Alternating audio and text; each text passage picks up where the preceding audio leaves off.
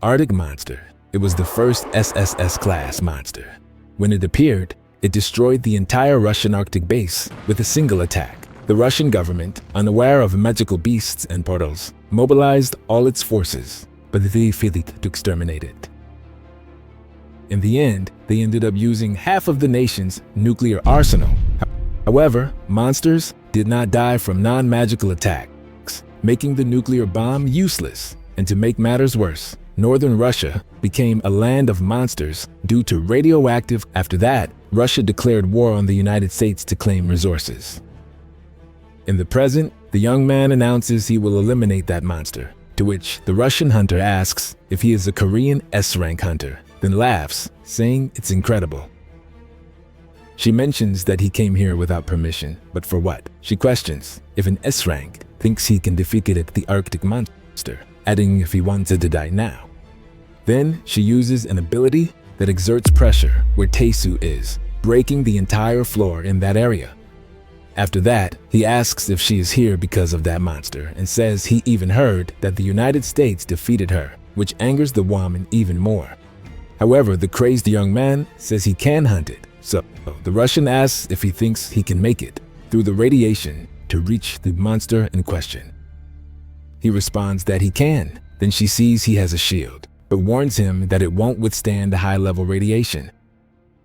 Then he begins to activate other abilities, covering his entire body with defensive powers. Seeing this, the woman says that even if he eliminates the Arctic monster, she will only give him 30% of the mana stone, not half.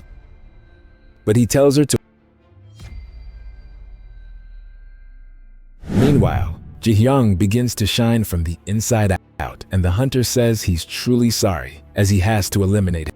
This attack causes the young man's body to turn to dust, disappearing completely as it is carried away by the breeze. However, from the dust, an eye begins to form, followed by a face, and finally a bone. Seeing what happened, Ji-hyung reflects that he's no match and wonders what he should do. Then he throws himself into the attack, trying to strike it in the face, embedding his bone between the hunter's eyebrows. But it was useless as the purple being embraces him and once again apologizes. He adds that Ji-hyung is free to hurt him as much as he wants, as if that helps heal his heart. And again, Ji-hyung's body begins to turn to dust. And again, he begins to regenerate, something Lucas notices and asks if that ability is unlimited. And again, he embraces him, saying he'll keep eliminating him painlessly.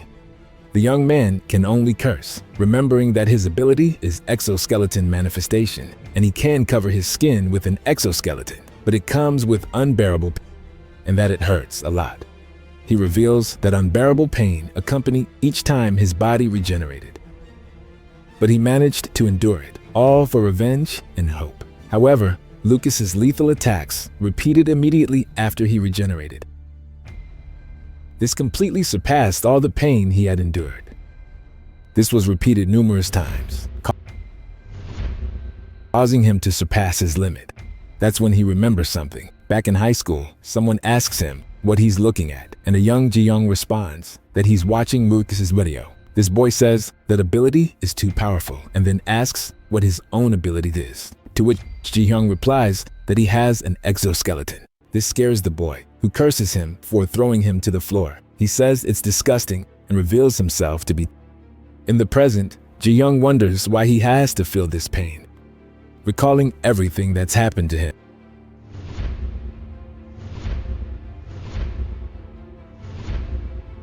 He mentally shouts, asking what he did wrong.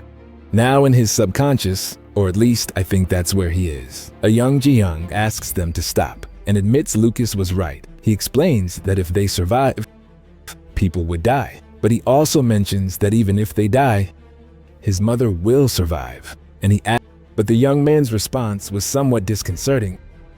In Lucas's arms, he begins to absorb energy from the red portals, and the man notices this. In the next moment, the young man prepares his fist charged with that energy, punching him and releasing all the accumulated power. Lucas sees the punch hit, but more people are watching as a drone is broadcasting the fight.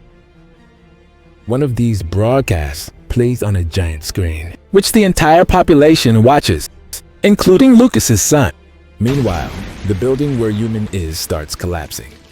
Noticing this, her secretary calls out to the president, who is still healing the young man's mother. The secretary says she's pushing herself too hard, and because of that, Yumin collapses. Falling to the ground and coughing up blood, her secretary rushes to her aid, but the hunter says the healing is complete. That's when Ji Young's mother wakes up.